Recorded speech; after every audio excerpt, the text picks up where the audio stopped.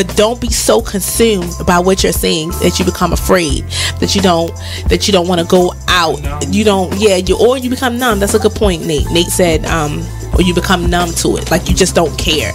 So we need you to just continue to be in touch with what's going on, but educate your family, talk to your sons, talk to your daughters, because it's not just limited to men. We know from Sandra Bland, she was a young woman who was killed. And we don't want to say, we don't know all the details behind what happened. No. The fact is that person's life still matters. They still have rights. They should not just be killed dead before they even get a trial. Okay, that's the point. They deserve a trial at least, but they can't even make it to the jail cell to get a trial to be tried. They're being killed even before arrest. Terrible. So that's my soapbox. Tune in to Be Inspired every Wednesday live at 7 p.m.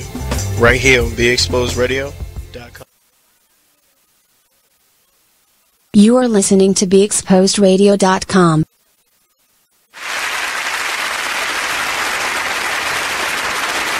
Come on, move this stuff. Go ahead.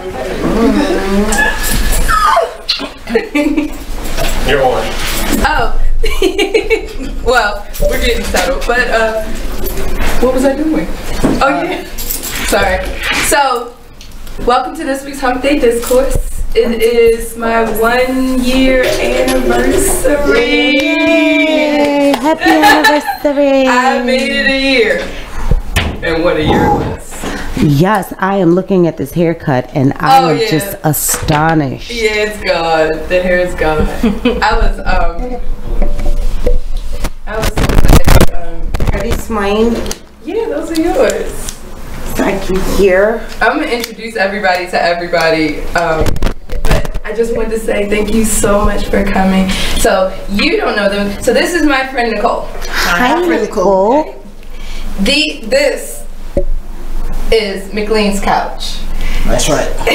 So is tonight going to be Salacious couch? I guess we're gonna do Salacious couch tonight, but we're not talking about a very salacious. Well, it could be. You know us. It can go. You never know. But I'm just happy to have you here. You guys have been on this journey with me the entire time, like from day one. I remember you coming in. When I first came from FCC Radio. Was trying to decide what you want to do. Right. I rubbed on your boobs and your butt. I said you need to come here.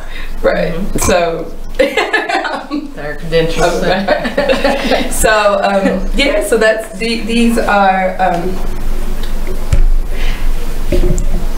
Nicholas couch. They are. They're like my family. Like y'all know, it wouldn't be a celebration without you. Of course, and her baby is my baby.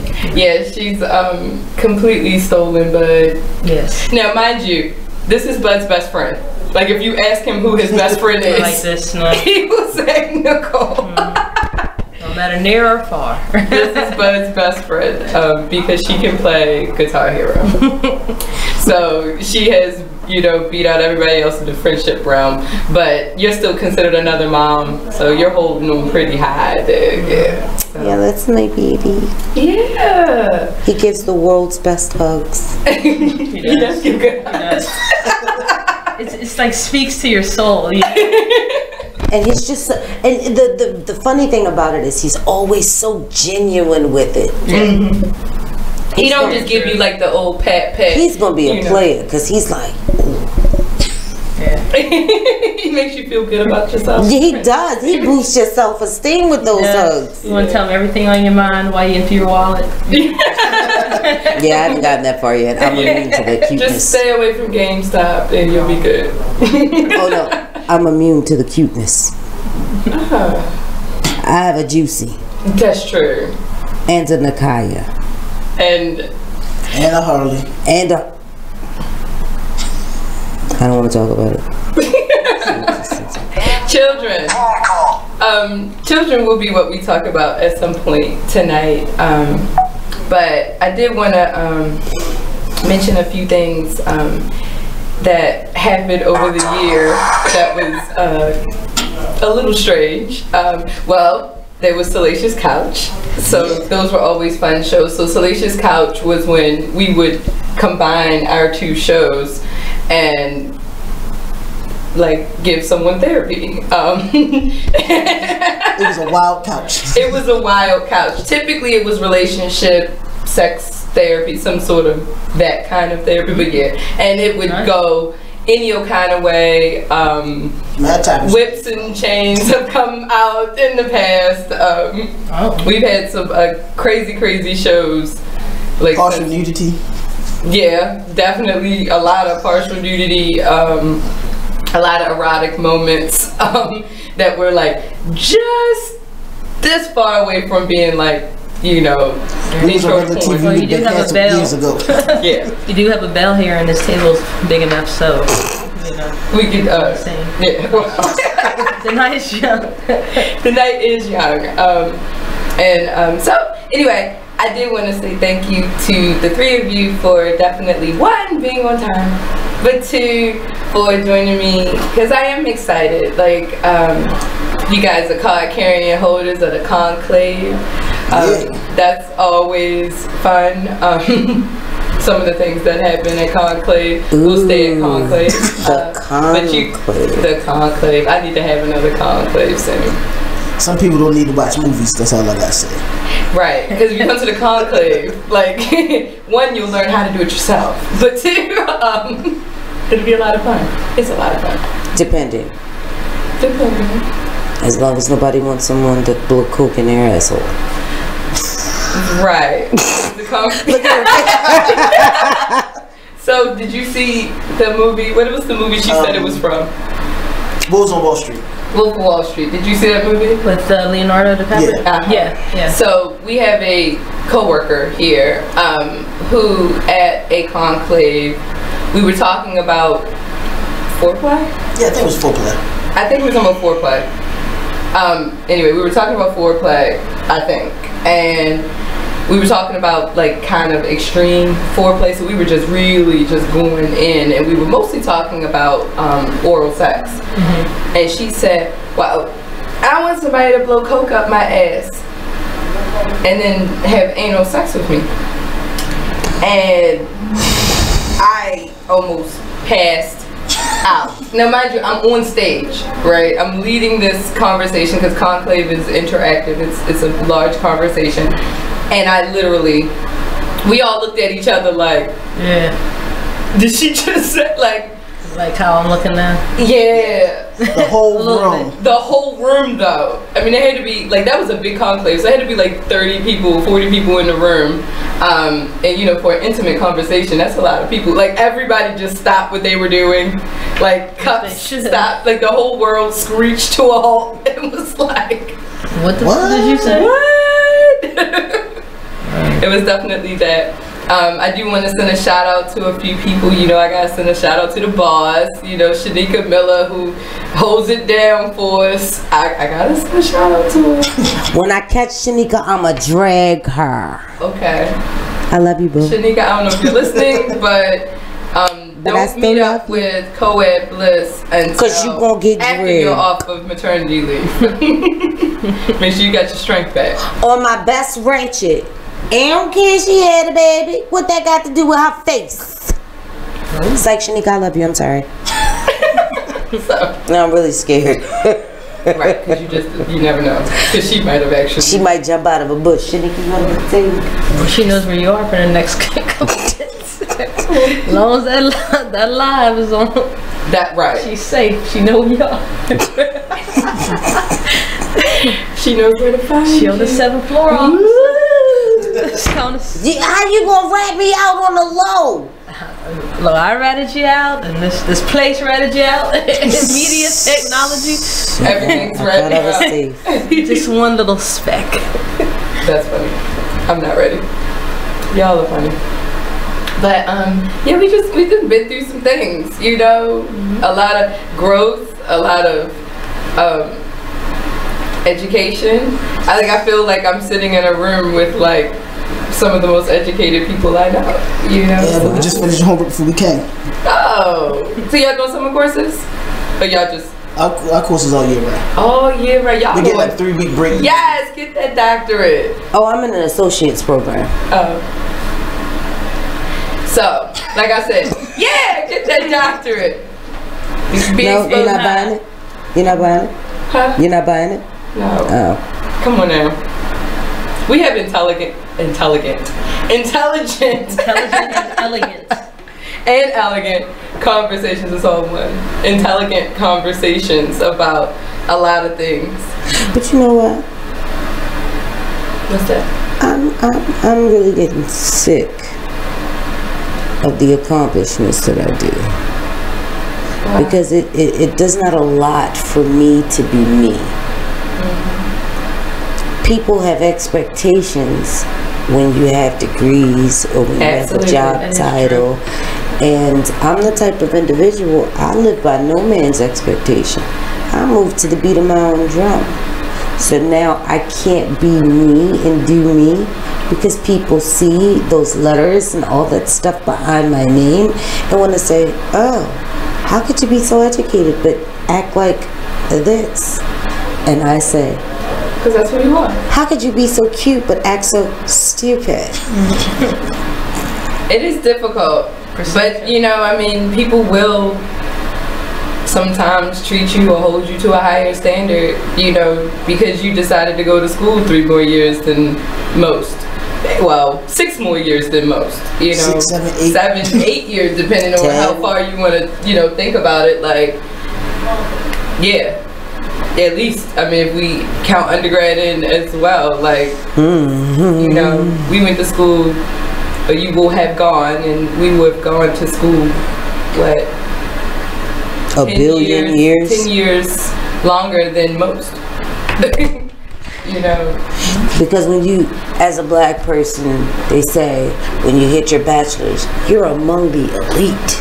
No, you're not. Yeah. But you're not. But you are. Well, the amount of nowadays, now it's the norm. Basis on our people in the bachelor's degrees. But then when you get your master's, oh, you're now among the elite of the elite. So what happens when you get your doctorate? Oh, you're just in a special breed. A special best of the universe. Yeah. So why am I not ruling the world yet? I'm just saying. This is the false narrative that's getting up to us. It's not just time. Brain. What are we doing tonight, Pinky? You won't be taking over the world. Not tonight. Not tonight. But, you know, I did start a new job. Alright. Yeah. Is that the one we talked about? Yes. Okay. So I love this job. I am, somebody's mad. Uh-oh. I love this job. So I'm doing construction and property management all in the same job now. Alright. So that's what happens when you get that doctorate. Shit. I was so overqualified for this job, I don't know what to do. But it was strategically located, paying what it needed to pay, and it lets me do my 2 favorite things: build things and boss people around. Yeah. So there we go. You know, it's not one of my favorites. It might have been once upon a time, but not anymore. You know, I can't even say that I like bossing people around, but I do like to be a team player. And my guys, like, I walk to work and I feel like I have, like, a crew. You know, like, I get up there and get dirty just like everybody else. Like, I don't sit in my office with, you know, twiddling my fingers.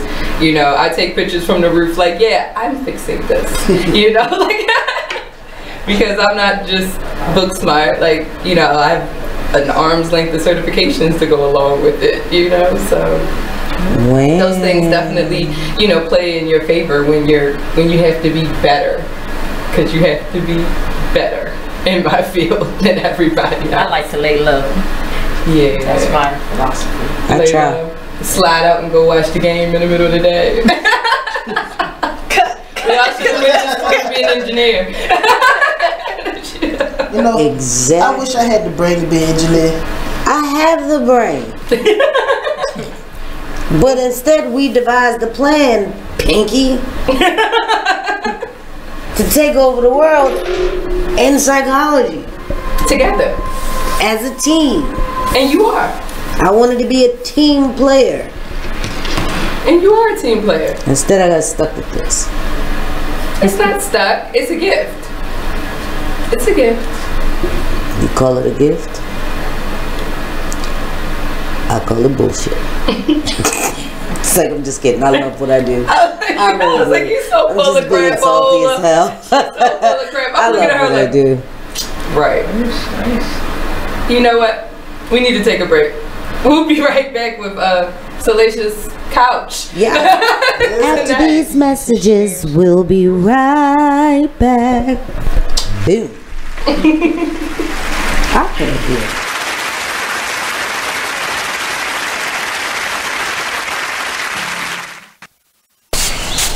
Whoa. The moment my son saw a redwood tree. It's huge! Is the moment I knew that for him, You can't even see the top of that thing! even the sky has no limit. There are some moments only the forest can inspire. Find yours at discovertheforest.org. Learn about forests near you and discover cool things to do when you go. Your moment is out there. Find it at discovertheforest.org. Brought to you by the U.S. Forest Service and the Ad Council. Black by Demand radio show. 2 years ago. If you broke that bike and it don't work, that's on you, brother.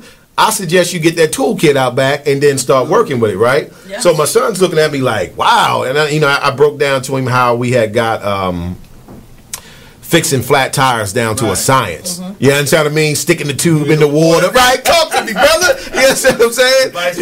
Yeah, you know, critical thinking. And seeing, we look at that now and like kids, they not as on hands like we were back in the day. That's because nowadays you don't have to put the bikes together anymore. They can come assembled. Yeah, everything's coming assembled. In the store, they ask you like if you want it already assembled. Right. Back then you just got the box with 1 million pieces. Right, and today I don't think they could work with that. It's just like the thought process. Nowadays you get a bike that's already put together. Now when you were younger, you actually had to put this bike together. You got to put it together. That basically closes your mind into learning how to do something. Mm-hmm. Yes. Now you're giving it something. So, okay, you take this and this is what it is. Right, so now we have to run with this instead of teaching the child, this is how you put this together so you see the result as this. Right.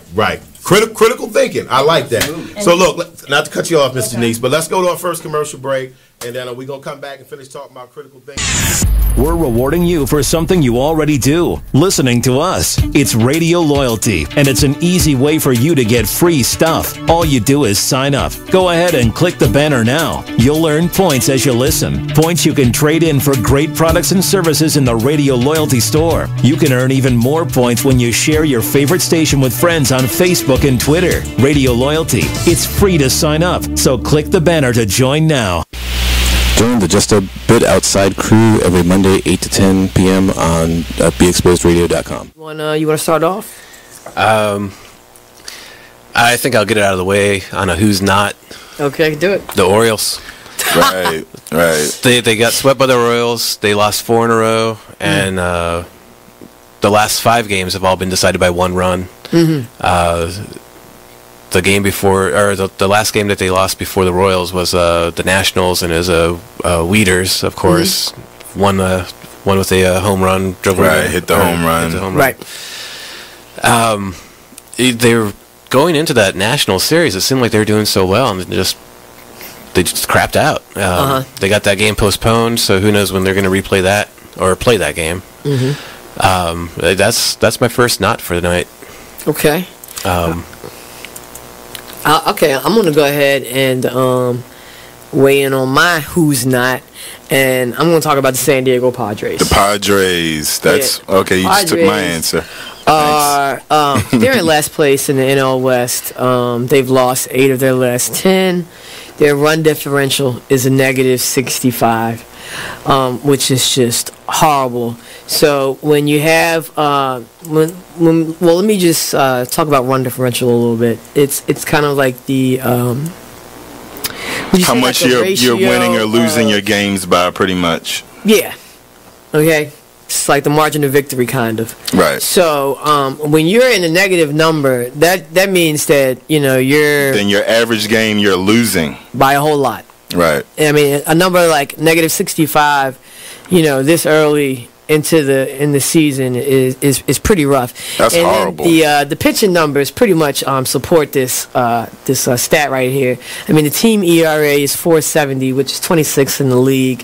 They have 126 walks allowed. They acquired Jared Weaver in the offseason, and he really has not panned out. He's off to one of the worst starts in any of the pitchers in 2017. Mm-hmm. He's 0-4 with a 6.05 ERA. in May alone, he already has 12 earned runs. 12 earned runs in May. And, you know, another one of their pitchers, Clayton Richard, he's 2-4 with a 4.34 ERA. And, you know, in May, he has 6 earned runs and 12 innings pitched. So they're not pitching well. And on top of that, they are also not batting well. Right. But it kind of sucks because Manuel Margot is doing pretty good. His the past few at bats, his last. Join the Just a Bit Outside crew every Monday 8 to 10 p.m. on BeExposedRadio.com. You are listening to BeExposedRadio.com. My sponsor. We're back on Bam Salacious Couch this week's Hump Day discourse, and apparently condoms was the last thing that co-ed decided to talk about when we came back off break. But I would like to talk about like why I mean, other than the fact that like I love you guys and I love having you here, like there's been like not a problem, but there's been a lot of discussion about this, and I want everybody's opinion because we've all probably had to deal with it at one point or another, and it is dating with children. Or dating people with children. Like, you may not have any of your own, but like there's like not issues, but people really just don't know how to handle it on either side, as the parent or as the, we'll just say significant other, the SO. You know what I mean? B. Huh? That's what I was thinking. So, Biggie? Why I had to be the SO? SOS. Right. But you know, I've had a lot of like half conversations with people who, you know, I guess asked me from a mom's perspective, or asked me if I had any experience before I was a mom. And you know, I can speak for myself. Like, I did date one person who had a child before I had my own child. But I was young and traveling, and I didn't do it right. You know, just as far as like if I was on the flip side of it, like I didn't do that right. You know, and as I get older and I have my own kid, and he's like a whole kid. You know, he's like a whole. How old is he? He's 10. I guess that beats a half a kid, huh? He can use the microwave. He can use the microwave. That's so good. Let me tell you, by the time my son was 5, he was the microwave king. He can cook you a whole meal in a microwave. But he likes the microwave, but he prefers a toaster oven. Okay. Like, he could cook himself like serious show enough meals. Okay. If he has a toaster oven. Okay. And I think it's only because it's like easier to handle. You know, it's like not a big door. It's just like that little thing that drops down. It comes straight out. It goes back in. You know, it has pictures. And all these. Bada boom, bada bing. Right. You know, but I know like for a lot of people it's complicated. You know, because like of course the first question is, as a parent, when do you introduce your child to this significant other? You know, because you know when you're single, or when you're, you know, not married, you know, you're dating, you know, you don't want that child's life to be somebody's revolving door where people are just in and out that person's life. You know, now I have a couple exes, like 2 exes that know Bud, but are still very active in his life, because I was like, we broke up. Y'all didn't break up. Like, if y'all break up, that's but me and you broke up. I'm not gonna sit here and tell you, no, you can't hang out with him, you can do nothing to him. You see, the problem with that is, like, with my kid, before pre-marriage or whatever, when I would date, it would take a while for me to introduce someone to my kid, and they built a bond. And after we broke up, they would come around to see my kid, but not often. And then they would get into a relationship, and it's, oh, you can't go see that bitch. Or you can't go see that chick. Their significant other be like, why are you still going around? Right. Don't mess with that bitch. Fuck her and her baby. Okay, baby. It's fine with me. Why are you mad? But that happens a lot. You know, he's my ex for a reason.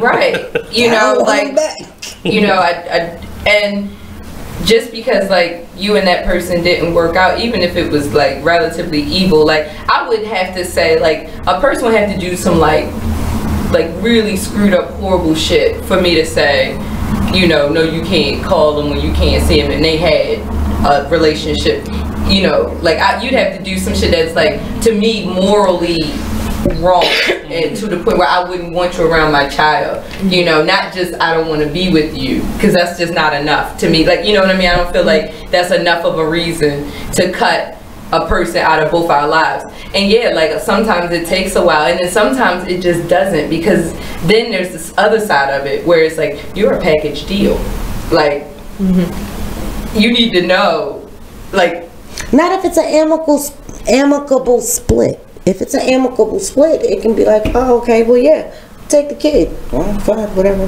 Right. Well, I mean, that makes sense, but it also depends on people's maturity level. Everybody not mature enough to come around, just see the child without interference from that person, right? Or it's always or the attention of that person coming around, see the child just to be around that person. So or around that person, right? And see, you're always playing like this delicate balancing act as a parent, because it's like you don't want to hurt the child, especially unintentionally, you know, because that child, regardless of if the fact they get along with that person or not, they have bonded with that person and they have gotten used to their routine with that person. So to try to rip that bond, to me, is just cruel, you know. And sometimes it's like, you know, when I start dating someone new that maybe has never met Bud before or what have you, like, you know, I try to say to them like, hey, you know, this person may call, they usually come around about once a month and hang out with him or take him or what have you, you know, I promise I will always be respectful to our relationship. I can't say that about the other person. If this person crosses the line, then that'll be the end of that, you know what I mean? But I don't want to do this to my kid, kind of thing. You know. Well, I'll say, and I'll preface this by saying I don't hate children.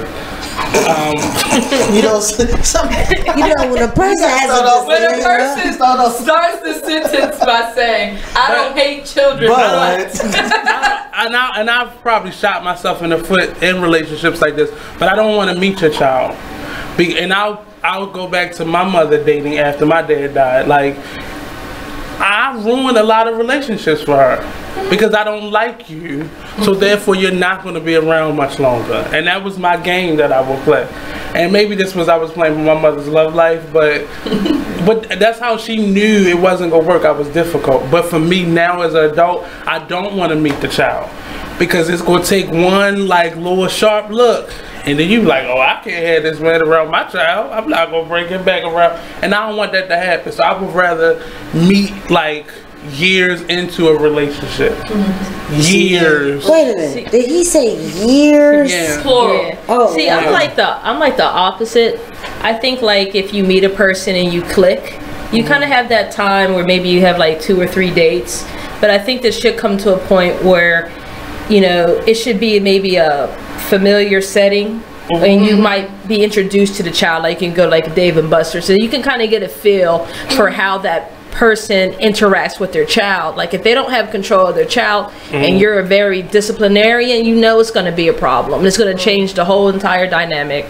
So you might as well kind of see how all of you all interact. Well, see, that's the age range that I don't want to be around. And see, and it's hard because, like, so Bud's 10, he's like trying to be a teenager, but he still has the maturity of a kid. He's like in that middle range where he can be difficult, you know, like that's just where he is in life. You know, 10-year-olds tend to be a little bit difficult. Now, it's not that I won't try to snatch the life out of him if he's disrespectful, but you can do that. I can't do that. Well, we're gonna have a so problem. no. And that's not true, because if you're dating someone, I mean, yeah, there's levels to that shit, but you do have, like, you will be granted a certain level of authority in that child's life as the significant other. Well, we would have worked out. I will say that. I don't put your hands on him, but you can definitely give him a sharp look. If you're doing the right thing, I mean, if he's being disciplined, who cares where he learns the lesson? He's learning their lesson. When DeBrahma Bull and myself, when we initially started dating,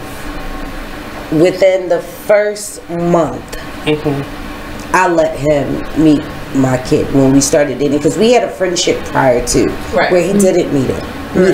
So I kind of figured that okay, this might be my forever thing. And vice versa, we actually came to the table with 2 kids. Right. And I believe in that, as a man, I had the same viewpoint as nobody seeing my son until I'm ready to see my son. Because flings are not seeing my son. He don't need to be around all this. But somebody I'm serious about, then okay. Well, see, that's saying a lot about me too. If you meet my child, my most precious thing, my masterpiece, you know what I mean? That's saying something about the dedication I have to the relationship. That's still the right number? 702. All right, if you guys want to call in, the number's 410-702-5657. That number again is 410-702-5657. I think the station should make a commercial. Like, we should have make a commercial. Oh yeah, sorry. But no, I do. You know, like that's to me. Mimi wants someone to open the door. Oh, somebody has opened the door. We're live, so Mimi has to wait.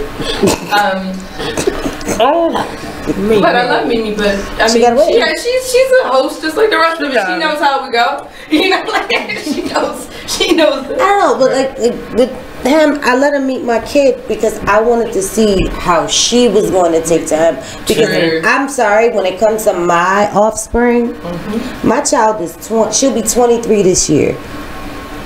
I will snatch a motherfucker's soul behind my child. Absolutely. Any one of my kids, including my bonus baby. You can't tell me I ain't give birth to my bonus baby. Like, you can't. That is my love. Like, I love all 5 of my kids. Absolutely. And I damn motherfucker to play with them. Now, at the age that I am now. Right. And I am still dating, married and dating. Yeah. Yeah. I'm stingy. I ain't be able to live that life. Anyway, as you need. I'm just. So in the process of finding a wife, I don't want to date nobody with no little kids or teenagers. Because your kids are older. Like, y'all baby isn't a baby. My baby is 13 and I'm ready to put him out. Right. When your baby lift 150 pounds in the gym, I've seen him. He's no longer a baby. That's a grown man. I mean, don't get me wrong. I would date a person as long as they understand that when that child comes into my home or in my space, he is no longer your child, he is our child, because I believe it takes a village. Right, that's where I'm at. Like, she knows, even I mean, this is Bud's best friend, right? My 10-year-old's best friend, you know, is a grown-ass woman, but he loves her. He thinks she's great. Like, but even with that, like, every adult that's around me and around Bud, like, y'all know, y'all been to my house, well, when I was up at the house, like, y'all been there, like, that's what it is, you know, like every adult is an authority in his life. That's why he always makes the joke, I got 100 moms. Yes. You know what I mean? Because, and I really do feel like, you know, like there's been plenty of times where I'll sit back, I won't undermine you, I will back you up. If you say something to him, that's what it is. If, you know what I mean? Oh, we have a caller. Caller, are you there? Hello? Hello? Caller, hi, are you there? It's probably Mimi. Yeah, I'm good. It better not be no damn Mimi. I don't hear anyone. Like who? Hello, Jesus, are you there? He's on the main line. Just gotta tell him what we want, you know? Oh, nigga, Jesus. Man, nigga, your line's still fucked up. Right, we're hanging up on that. So, but I was saying that that's probably the most important thing too, is that if you're dating somebody, you might not necessarily, I'm not going to be the one to ever put my hands on somebody's child. That's not my job. That's not my position. I will knock a kid the fuck out. It depends on the situation. However, if you choose not to, I feel like it's very important. Or if I say, hey, if you do this, I'm going to let your mom know. Right. And their mom better be there to back them up. Otherwise, you're just a joke. Absolutely. And they're going to run all over you. That's what we call in professional world splitting staff. and we refuse. But we taught our children this because you gotta understand, you're not splitting us. You go to one, you go to the other, and that's the same. Especially when you're not the birth parental parent. They want to split staff easily. Like, no, you got to be on the same accord. Like she said, we supposed to be in one boat, which means we should be the unit, and they should be against us, not us against each other because this person. Absolutely. Yeah. And I agree with that. Now we have 2 teenagers at home, and they've known since birth. You're not gonna ask me and ask your father. We're not doing that. No. Or like my son, my daughter, ever since she got her menstrual, she just be having these moments, these lapses and moments where she lose her damn mind. Y'all crazy. Wait a minute.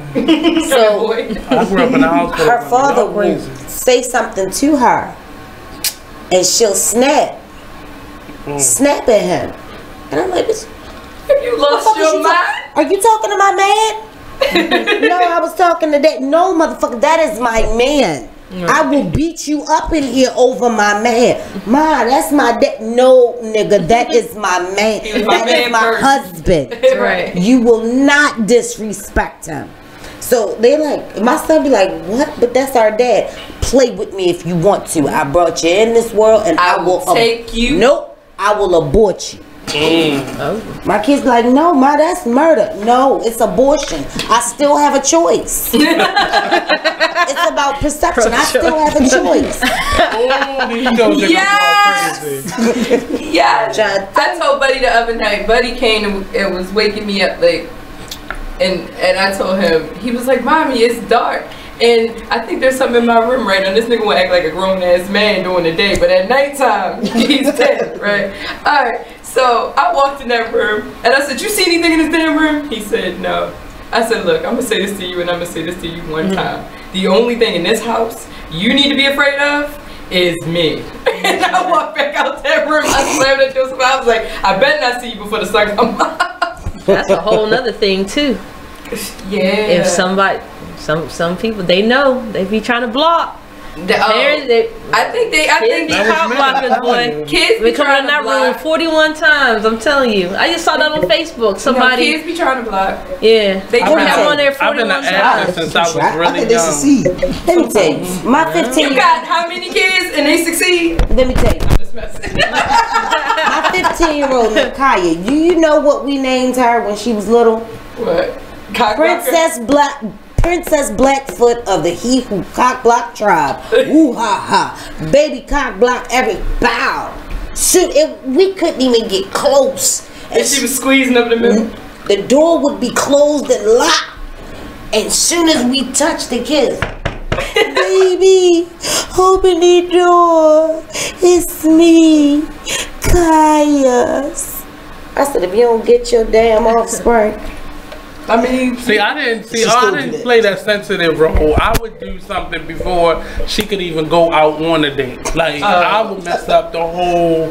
See, but it's not. But you're the problem child. Right. See the guys and like the people my mother would date. It was like they thought they could like slide a couple dollars and buy you something so they can go out and date. No, because I'm gonna take your money and I'm gonna still ruin your evening.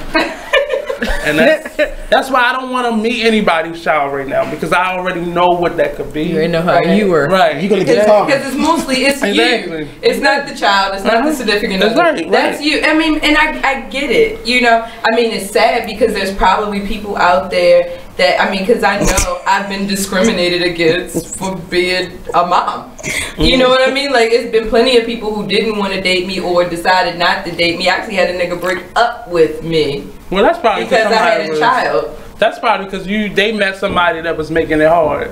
They was making it hard, and is somebody knocking on my door in the middle of my segment? Mimi, go sit your goofy ass there.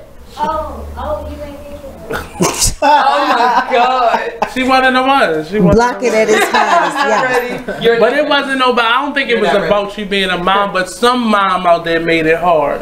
Either she was looking for somebody to take care of her children, or well, this was the issue. And y'all tell me like what you think. This is what happened. So you know, for 9 years, as most of you know, like I had Bud on my own, pretty much. Like I had him 28 out of 30 days out the month, you know. So, and childcare, because like most of my family doesn't live here, and you don't trust people with your kid, you know. Childcare was not something that came easy for me, you know. So, you know, we would have to plan to do things based around childcare, or where he was going to be, or if he was going over his grandparents' house or what have you. Well, there was one night where this dude wanted to go to the casino. It was like 7 o'clock in the evening, right? Now I'm in the house, Bud's in the house, and he pulls up to my house. He doesn't call. He pulls up to my house, rings the doorbell. I come to the door, and he's like, "Go throw some clothes on. We going to the casino." And I was like, "What am I supposed to do with my son?" My son was like, 6, and or maybe even younger. And he said, "You can't leave him with your dad or somebody, your sister or somebody?" That tells you where he was used to, though. It tells you where he was at. Where he was at, like he didn't understand that. It wasn't the fact that like he was mad that I couldn't go out that bothered me, because he like went off on me about that. He was like, "You always got your kid. We can't ever go do nothing like adults." Da da da da. I'm like, "Well, he grows. He came Things from a broken change, family. maybe." Poor baby. But it was like really crazy, and I don't understand it, because like, my parents are divorced. They've been divorced as long as I can remember, and I'm sure there's been times where either one of them wanted to go do something and couldn't do it, because because of me or one of my siblings or what have you. Like, I know there had to be times like that, but it's nothing for me to say, "Oh, I can't make it," or "I can't go." Like, it doesn't even, like, it's I'm so used to it now that it doesn't even bother me, because I had the kid. Like, I made the decision. Like you said, you still have a choice. Well, I had a choice. I had a choice 10 years ago. It's not a small part that be like, fuck.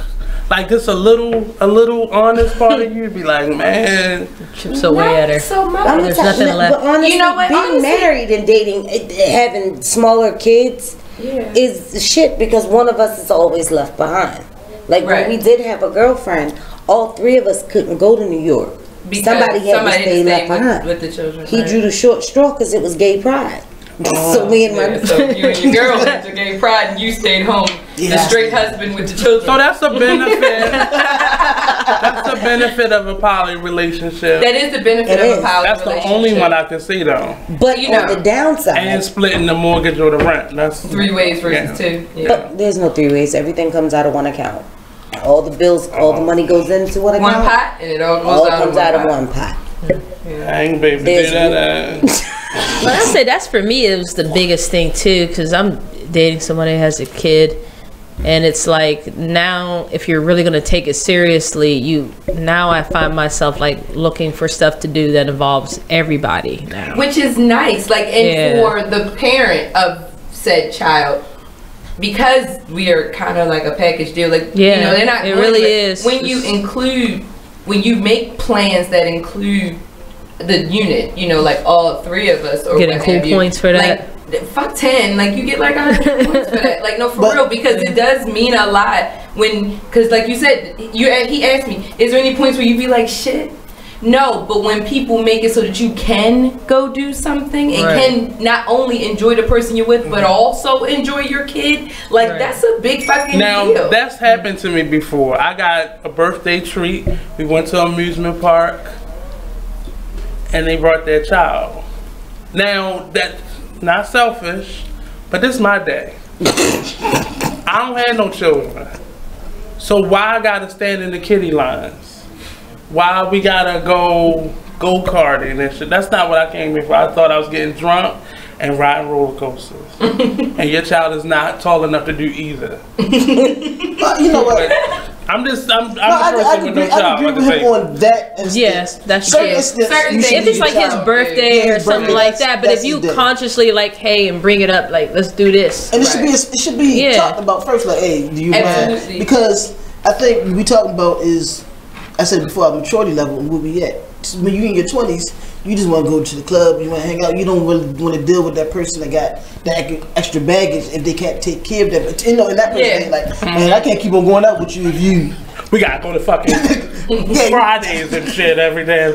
So, but you know, when you reach your, your 30s and your 40s, then it's more maturity because now you're more family oriented. So you're gonna find things to do that revolve around the family. So, and it's not as hard as like people make things. Well, I'm 35. Maybe when I'm 40, I'm gonna feel like don't have children. Like they're not into wanting to be around kids. I know. So I said I love them. I do. I just. Y'all have teenagers, so I can deal with teenagers. I can do some teenage stuff. I'm about to pack their bags and let them do their I know you said that, but my buddy, when he was married, his wife had actually teenagers, 15, 16, 13. And they was a living hell to him because they was old enough to try to test him, and the mother would defend them. You get what I'm saying? Like, they would do what you was doing, but they knew better. He knew they knew better, and even though he she was undermining his. She wanted to be single. That's what that was. She wanted to be single. They go out, at that age, they run the streets, and he's trying to discipline and be a father figure. She ain't got used to being a single mom, and she liked it that way.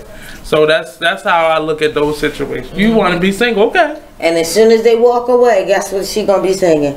Don't walk. Go away, boy. He couldn't handle my children. He's like, you're damn right. I couldn't. Exactly. They bad three of them. Oh yeah. See, I'm quick to be like, you know what? Bitch, I'm out. But how do y'all prepare your children for the other person? Well, especially if they don't have children or. Well, a lot of times, like you gradually prepare them to meet some. First thing I said to Mommy met someone. Really, Mom? So this is what this person is like, and these are some of the things that this person does, and I might, so then some time might pass, look, me and this person were out while you were at grandma's, look, here's a picture. I like this picture, send me that picture. Or I text them all the time, like, hey, I'm out, I see, just so that he was kind of in the mindset that there was somebody else eventually gonna come. It wasn't a whole heck of a long time. It was a few months, but like he knew from the jump, like from the minute I started dating, I would make sure that he knew that there was another person, that this person existed. I also kind of laid down the law, by the way, when you meet this person is just like any other adult in your life. You know what I mean? Like, you will do as you're told and be respectful. He's gonna listen to that. That's a deal breaker to me. We could have been together. I'm just telling you. I like stuff like that. I like that. You see what I'm saying? Like, I like to lay it down up front. Now, I'm not saying that he's gonna be always respectful and have that's what the discipline is for. But that's what the discipline is for. But I do make sure that I say it up front. And then, if me and you were dating, Nicole, and you said, but X, Y, and Z, I'm gonna be standing there like, you heard what she said, X, Y, and Z. Now, here's the deal. Now, God forbid me and the Brahma Bulls split up. That shit ain't going. I had to talk with my kids. No, they're 13 and 15 because anything could happen. Any absolutely thing could happen. Now, we were having this conversation with I told you I don't want you anymore, so that's not happening. Come on, get these titties. No, I'm sorry. So, we were having this conversation, and my 13 and 15-year-old told me up front. Now, everybody knows my kids, I don't play when it comes to my kids in respect. Right. They know I will knock my kids out. I don't play that disrespect on no adult. My kids told me up front. I don't care. You can't date. No, they told me I can never date another person until they're dead. Oh wow! And they meant that. I believe it. Well, then you're sure. I mean, Buddy has said to me in the past. Now he's changed that tune more recently, but he said to me in the past, I don't want you to have any more children. He said that shit 6 years ago. Right. You know what I mean?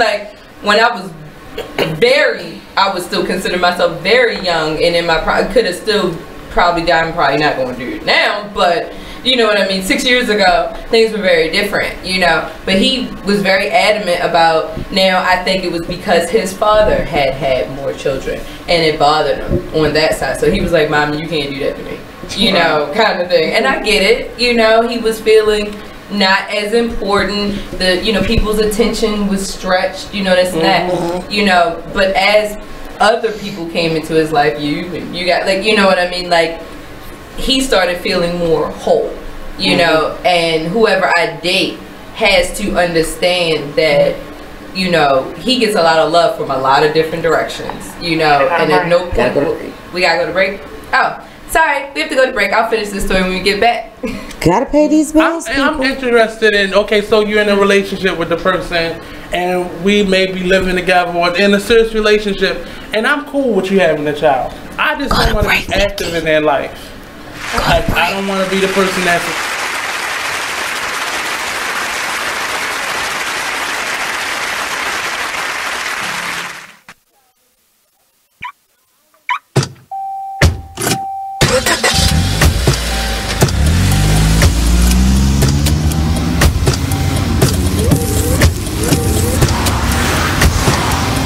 Driving has a rhythm all its own. Don't wreck it with a text. Before you get behind the wheel, silence your phone. Or better yet, designate a texter. For more text-free driving tips, visit stoptextstoprex.org. Brought to you by the Ad Council and the National Highway Traffic Safety Administration. Green light. Hey girl, school zone. I'm getting hungry. Car changing lanes. You want to meet me for pizza? Stop sign. Intersection clear. Yeah, street. Pizza sounds good. Ballin' Street? Girlin' Street! It's hard to concentrate on two things at once, like texting and driving. Stop the text, stop the wrecks. How will you stop texting and driving? Tell us at stoptextstoprex.org. Brought to you by the National Highway Traffic Safety Administration and the Ad Council. It's time for a flashback. Now I'm not gonna say all Aries don't know, but it's just the one you had. That was just a long line, right? You know. Yeah. But it's always something that you can go ahead. So can you recollect any signs that you might not get right? October 15th or 16th. What is that? And Libras. See, I've had some good Libras and I had one really bad Libra, but he was white, so he f***ed his back anyway. So I don't. Wait, hold on, wait a minute. Demonstrate. You got to demonstrate the back. No. Ain't no way. Not the girl. How they bust? Let me show how they bust. And then want to cry afterwards. I mean, what the f*** is the point of the tears? I mean, I can see you shake, yeah, and you know, shake it off real quick. But you crying? F*** out of here. What was he crying for? Cause baby, this f***y make that. You in? I got that good.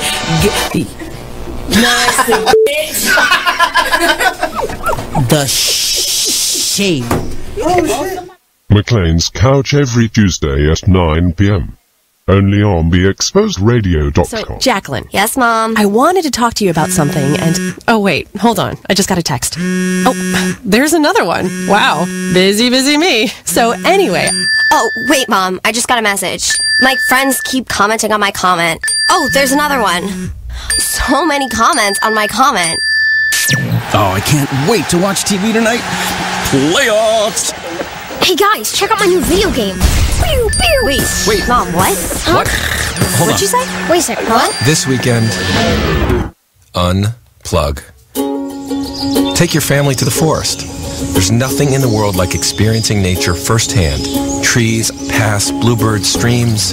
Getting closer to nature can get you closer to your family.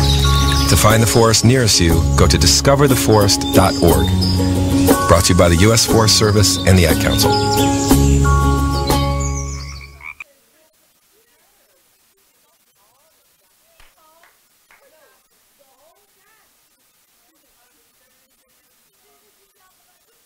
You are listening to BeExposedRadio.com.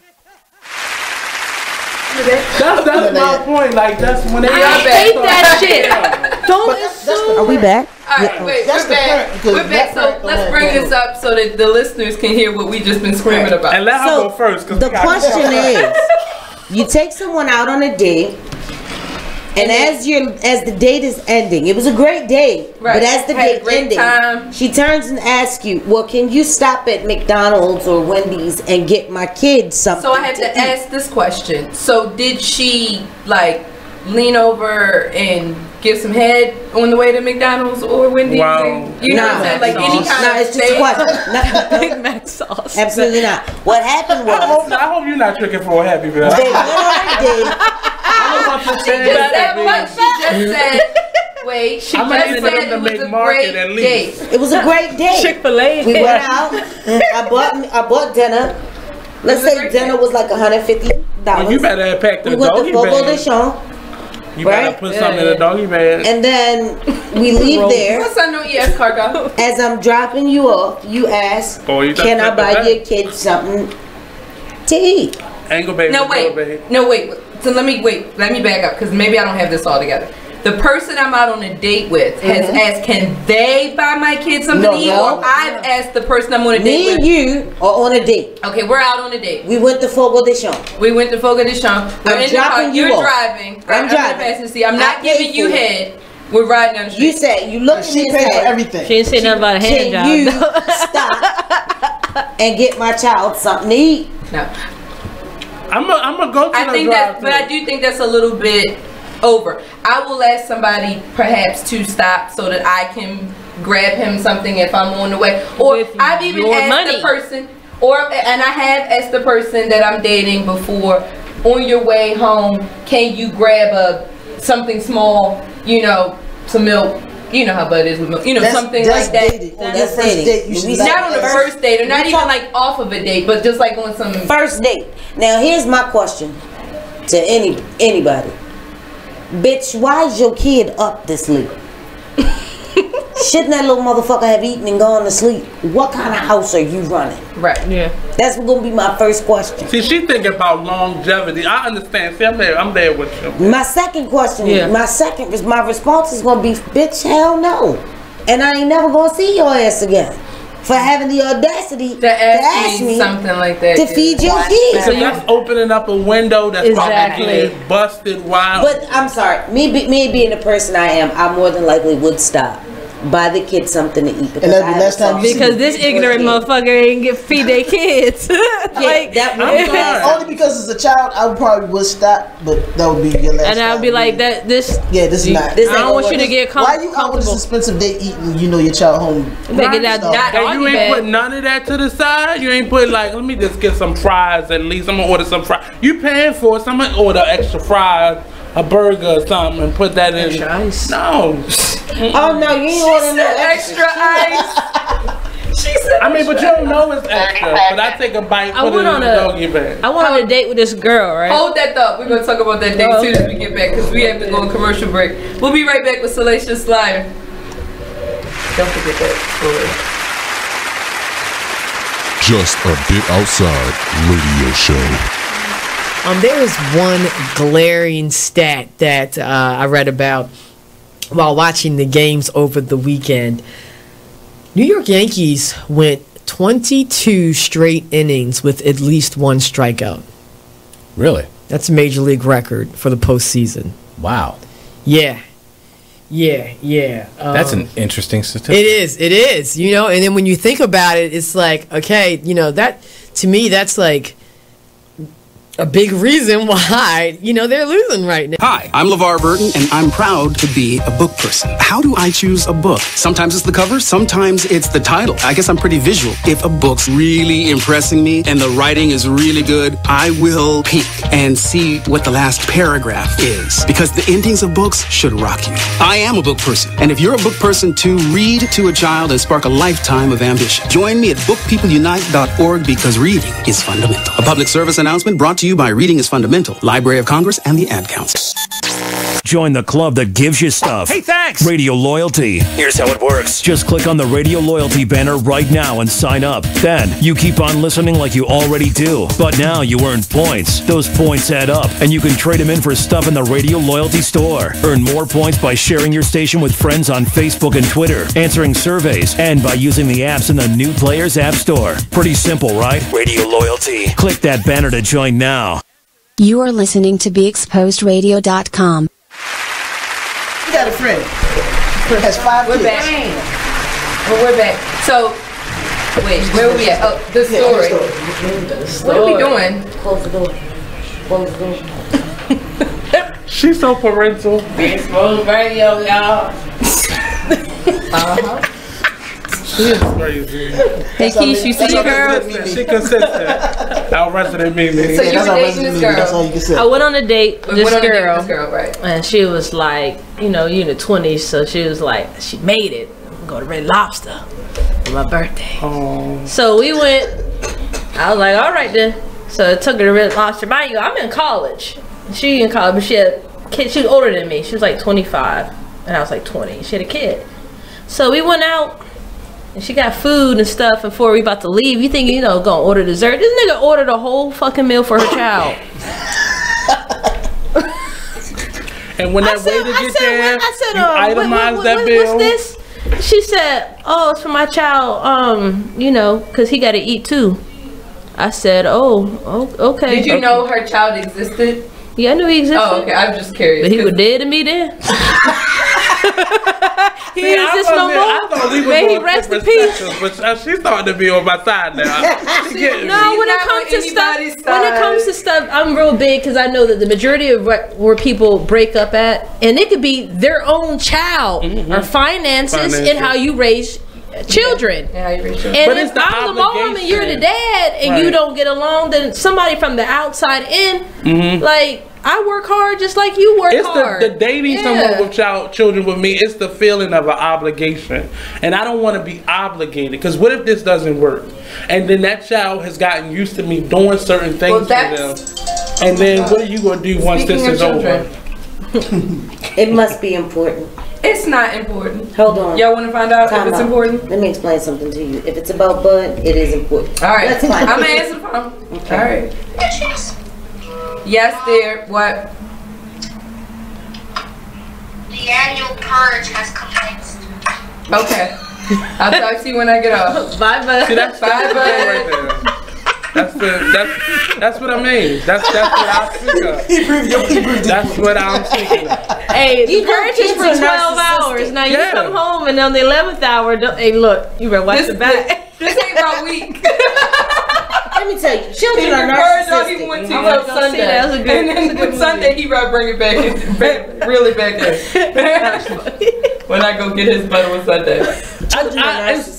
But I think you should just take your time, and if you're not the person with the child, because it's special. That's not something you're used to. I'm not used to having to change somebody unless it's like a little niece or nephew. That's Change once or twice. somebody? I'm just saying from Oh, the like you're spectrum. dealing with a The baby spectrum. thing, right. Even when you get to the age where they're 10, 11, 12, just the you start getting more attitudes at that age. They're more self-sufficient, but I don't feel like being a person like that has happened to me before. Like things like that, I don't like that. I want you to be respectful because you have the child, and be like, you know what, these are my limitations, these are my restrictions. If you put an extra meal on my bill, trust and believe I'm itemizing that bill when that waiter get here. And this is hers right there. And if you really making me obligated, you paying for your whole meal. Did she pay for it? Yeah. Yeah. Was she bad? I like her. That's my friend. Oh well. Did you date her afterwards? No. How would that baby have eaten had they not going on that date? Well, how was that baby going to eat? Probably was for her. She wasn't skinny. She was fat.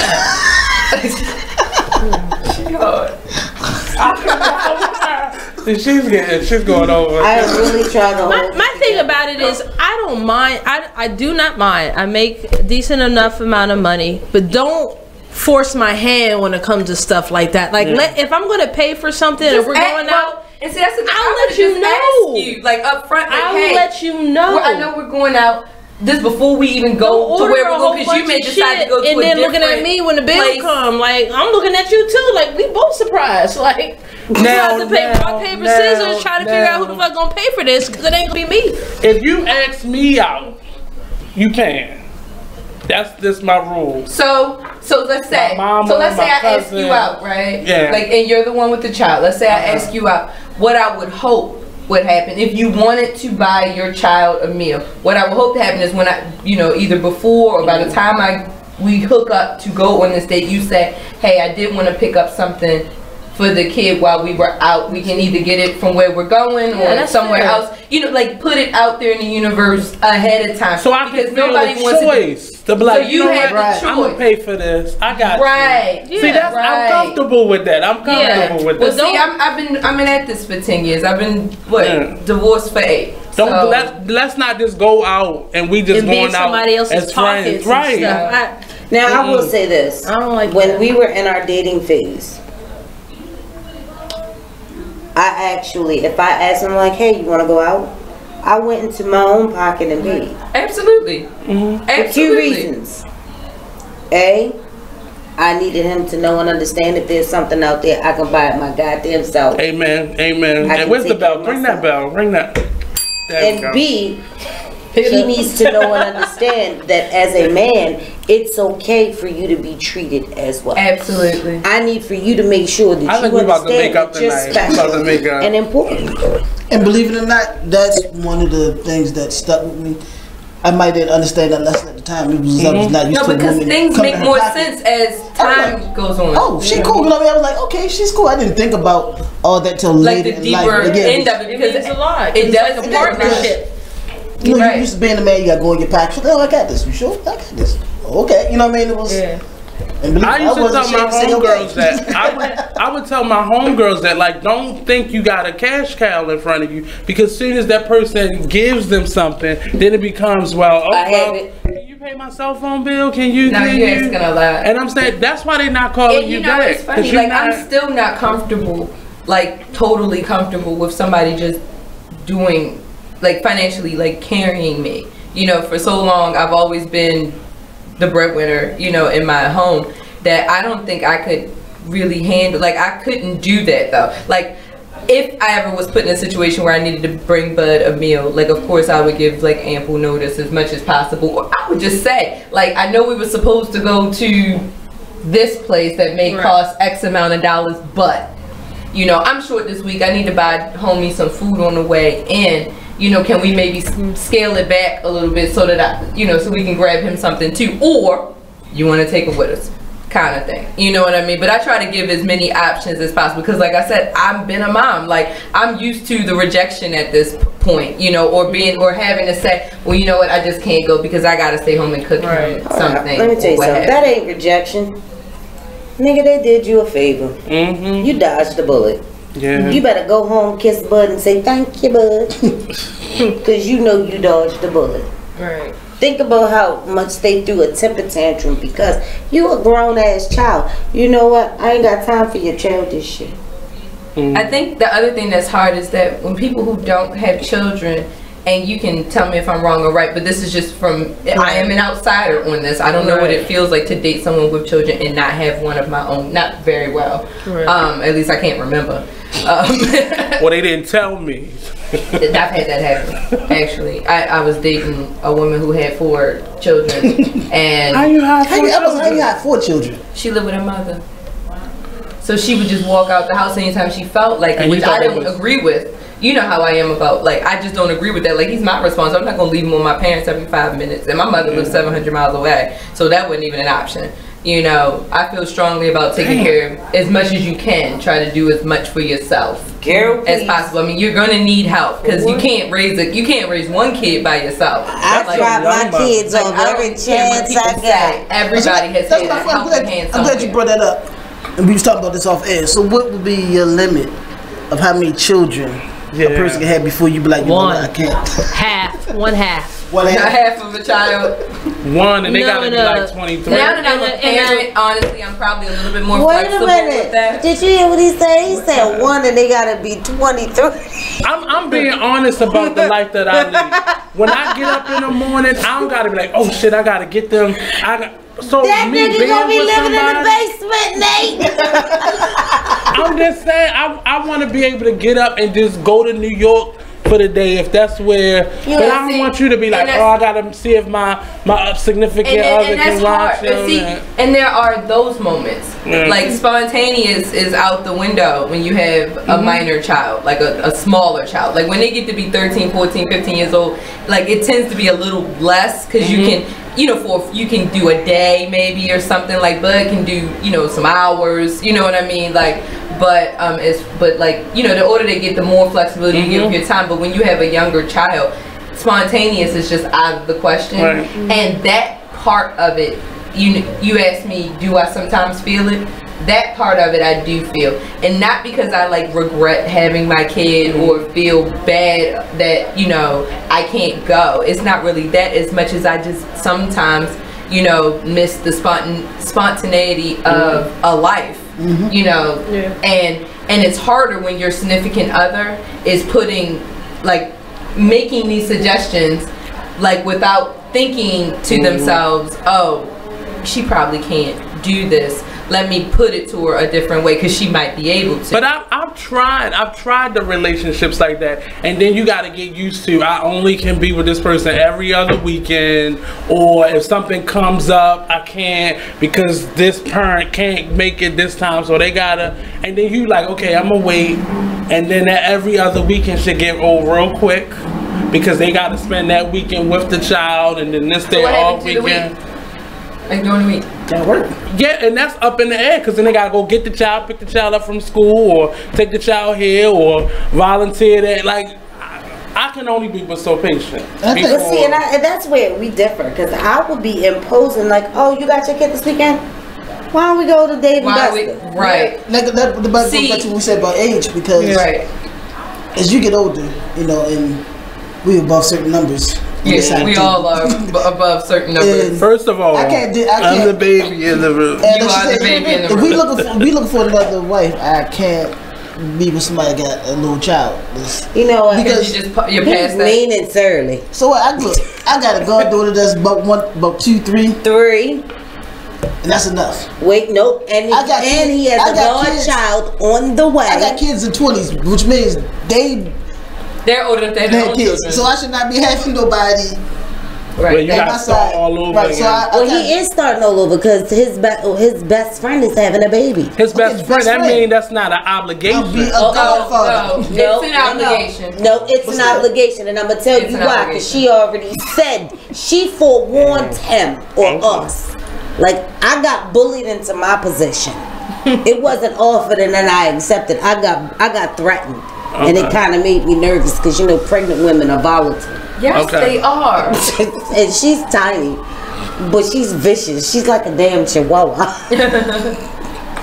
But I do feel like you are obligated. Like, I'm not, like, when your friends have children, you're obligated. I'm Uncle Nate to a lot of my friends' children, and I know how to say no.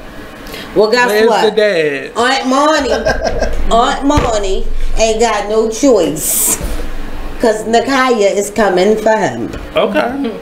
Well, you gonna be knocking on that door for a few years. Oh, you must not know my kids right, I was gonna say breaking the house. Like, even like, you can tell me you got kids. Kids are like water. I have 4 they nieces, get in. and it's been my rule. My first niece, she broke all the rules, but the rest of them, it's been okay. I'm not watching your child till they old enough to use the bathroom on their own, until they can use, and then it's until they can use the microwave, because I just don't want that response. I've left my niece in the house. I've had to like turn around and like, oh shit, I gotta go get.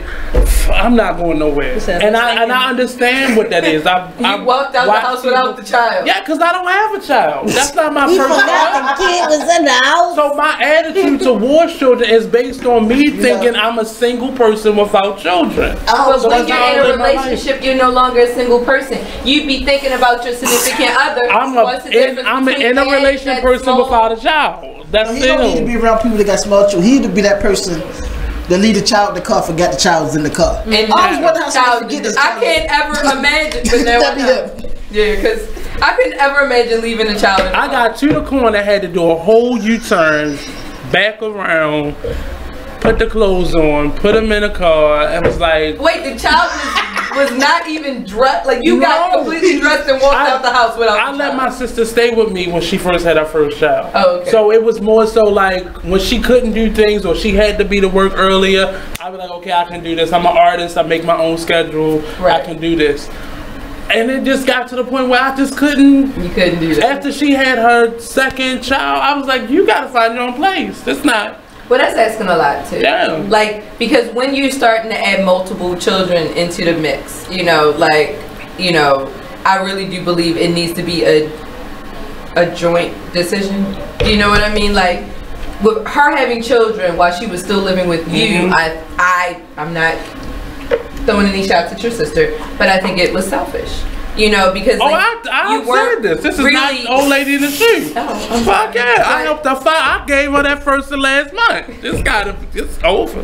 But you understand, like, I feel like, you know, you have to be careful and responsible and even frugal. If someone's helping you, you have a child, you have to be humble. And, you know, this person is backing you up. You need to be grateful. You need to be thankful. You know, and any decisions that are made, even revolving around the child, when it comes to your home, needs to be a joint decision, and that includes having another child. Now he was saying, like, when he was out there dating, it was like maybe up to 2, maybe in a good situation. Do y'all have like limits? Like, yeah, definitely. Like, I don't think I could date someone who has more than 2 children. I already have one. So together we have 3. That was my limit back in my teens when, you know, we were playing MASH, and I'm like, I'm only having 3 kids. 1, 2, 3, 4, 5, 6. Yeah. But they can have 2 children?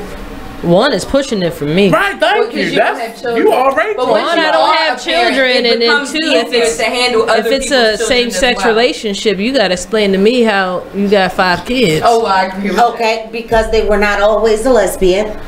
Or they were a lesbian. No, they were a lesbian in between relationships. I said, well, you make a lot of mistakes.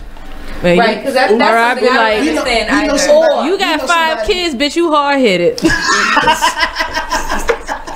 or I was gay, I just wanted 5 kids. That happens. You need to put the I don't think so, but I've heard we know somebody that had their last child at the time was like, what?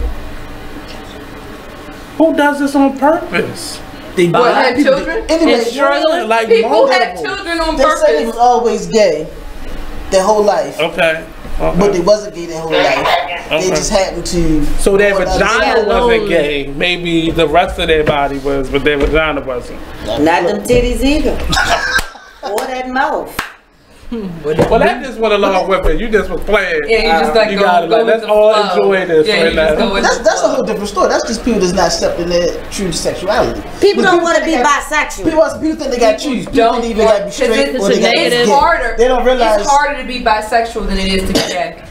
And a lot of women get like, and I don't want to, like, I'm not putting anybody who's gay or straight. I think for women it is bisexual. You already got a negative stigma. Well, unfortunately, guys, we got to go and pay these bills. Oh, I mean, she's too comfortable with this. It's like she has her own show or something. Okay, well, the light bill needs to be paid. Okay. So we'll be right back after these messages. While these other people pay these bills. There's other shots towards people.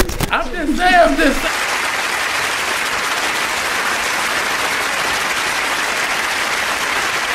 I'm LeVar Burton, and I'm proud to be a book person. How do I choose a book? Sometimes it's the cover, sometimes it's the title. I guess I'm pretty visual. If a book's really impressing me and the writing is really good, I will peek and see what the last paragraph is, because the endings of books should rock you. I am a book person, and if you're a book person too, read to a child and spark a lifetime of ambition. Join me at bookpeopleunite.org, because reading is fundamental. A public service announcement brought to you by Reading is Fundamental, Library of Congress, and the Ad Council. Green light. Hey girl, school zone. I'm getting hungry. Car changing lanes. You want to meet me for pizza? Stop sign. Intersection clear. Yeah, street. Pizza sounds good. Ballin Street? Girlin Street! It's hard to concentrate on 2 things at once, like texting and driving. Stop the text, stop the wrecks. How will you stop texting and driving? Tell us at stoptextstoprex.org. Brought to you by the National Highway Traffic Safety Administration and the Ad Council. Check out this flashback from Sunset Soul Radio. You know, just us as a people, I feel like you should not feel good about that. I'm not quite sure why that's why you would feel happy. Like, that's the part I don't understand. Like, I can appreciate the women feeling like, you know, they told their story and finally justice is going to be served, but I don't understand the feeling happy about it. or the thought that as a woman, because which I've been hearing that a lot as I hear people talk about it, and I look at it on Facebook, and I've heard other radio stations speak on it. It's like you should as a woman feel vindicated, or you should be happy and proud, or you being a survivor of molestation, I know you should understand and be happy about it, you know, pro Me Too. Mm-hmm. I don't agree with that. I don't agree with, first of all, that I should feel any kind of way, and I don't find, that doesn't make me happy to see a man go to prison, especially at his age, and basically for the rest of his life, and dealing with the fact that, you know, his own personal things, his daughter just died. Like, I can't be happy about that.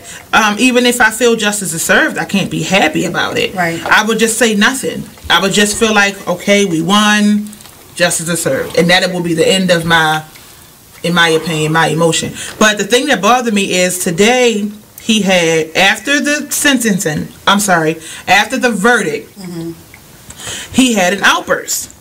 And the prosecutors... Sunset Soul Radio, Thursdays from 7 to 9, only on BeExposedRadio.com. You are listening to BeExposedRadio.com. No, you look stupid. You just feel like you just helpful. Some people, you want to get involved. We're back. Okay, so you were saying some people you want to get involved. They want you to get involved with like their kids, and so they give you like little tests. I never tested anybody. I just kind of let it naturally occur. Like, so you met Bud the same day Keish met Bud, right? First time y'all met Bud, right? And together. I didn't tell him where to, you notice I didn't tell him where to sit. I didn't make him eat anything or make him drink anything, or really I really was just kind of letting him just ease in. Now, even though he was all up in your personal space, like when I tell you he was showing her stuff, he was like almost at her lap, you know. But you know, when it comes to your children, especially if you're dating someone that you actually like, you do want it to work. So you're gonna hope and encourage the relationship between your child and that person because you like that person, you know. So you're gonna hope for the best. I mean, sometimes it just doesn't work, and you can't make it work. You can't force it. It's like a branch. You keep bending it. Eventually it'll snap, and even if you put it back together, it'll never be what it once was. But you definitely pray on it. You hope for the best, you know, because like nobody wants to spend the rest of their life alone just because a particular relationship didn't work out, but you had this beautiful creature as a result of it, you know. But you don't want to necessarily spend and you're not all of a sudden a bad person. You're not all of a sudden not going to fulfill this other person's needs. You, madam, are a harlot and a scoundrel. Because I had one kid while I was still married. Like, but what if you? I'm just saying. So I take that back. What if the situation turns around the other way? So you ready for your child to meet? They meet the person, and this person is a giver. So this person's buying your child lots of gifts and wanting to. I would usually. Do you let? You don't like if it's a birthday or some sort of holiday or something like that. Okay, and they want to get them a few things or get them something. Okay, but just on like a regular basis, like unless it's like Nestle's Quick or something that you can get from like, you know what I'm saying, or like Kit Kats or something like that. Like, no, don't spend a lot of money on. See, I'm sorry. It's unrealistic. Like, don't try to buy his love. I don't think it's so much as buying love. My question would be, bitch, what is your motive? Right, because then I start what's going on? Because trying to get in. To me, in my head, I would feel that I wouldn't be able to leave my kid around you because you're going to do something negative to my kid, but you're going to buy him off in my face with things, right? Yeah, no, And I've actually had that experience with a stepfather, believe it or not. Like when my mom and dad first, I can't remember when they first split, but I remember when my mom got remarried the first time, and this dude, like when he was around other people around my family, and so he would buy me things, he would do all these nice things, but when nobody was around, he beat the shit out of me.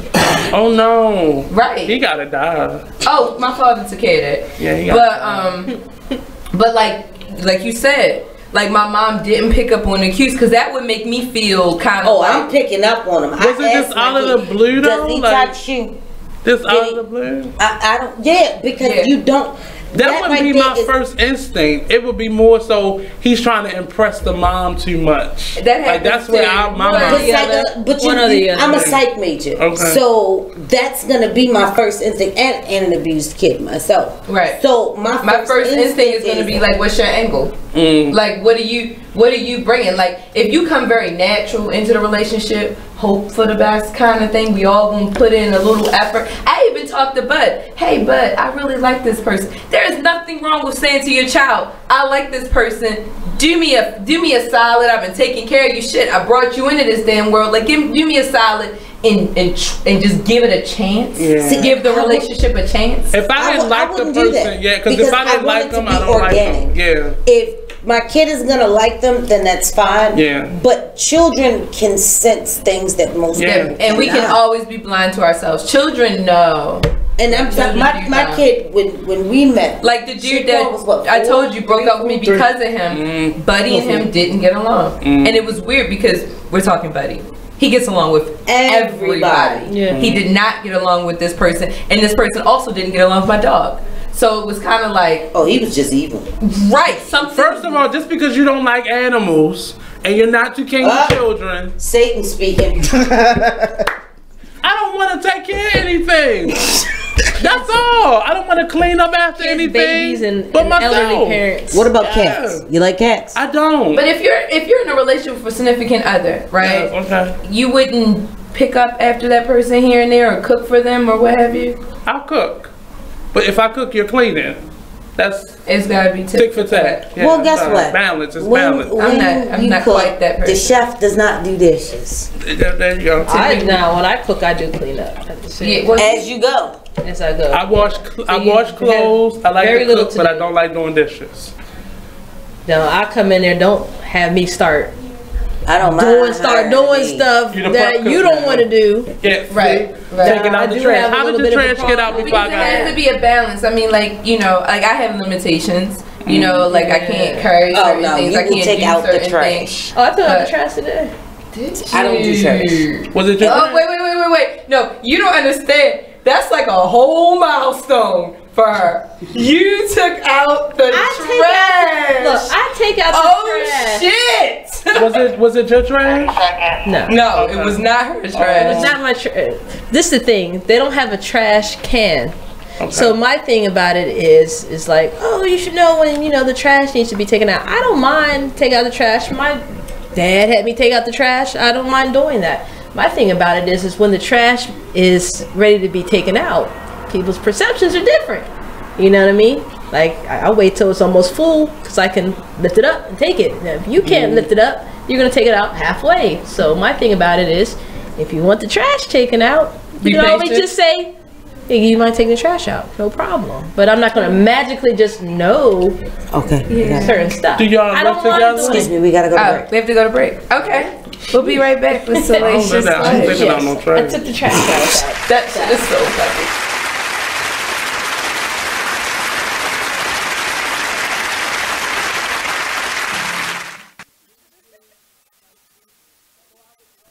The Artist Exchange Radio Show every Friday, 7 p.m. to 9 p.m., every Saturday, 12 p.m. to 2 p.m. Real artist, real talk, real live on BeExposedRadio.com.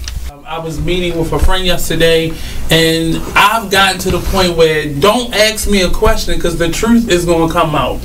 Exactly. Just don't do it. If you ain't looking for the truth, don't come to me. Don't do it because I can't hold my tongue. And she wants to be this stylist, boutique, but you're not doing anything in that nature, and I can't take you seriously if you're not doing those things. And I understood why people didn't take me seriously because I found myself in somebody else's lane. I was good at what I was doing and what I wanted to be, but I wasn't doing it for me. So how can I ask you to take me seriously if I'm living in somebody else's shoes? And nobody can do what you do, and I think that that's a big problem that people face now, like you see what somebody else is doing and you want to do that when that's not your lane. That's not your lane. That's not what you're supposed to be doing. But it's popular. It's getting that person money. It's getting that person applause. Oh, I want applause. Right. I want money. Let me stand over here behind them. And then a lot of times people aren't honest with themselves either. Like I was thinking earlier today, I've been woke for almost 2 days, so so you get honesty, yes.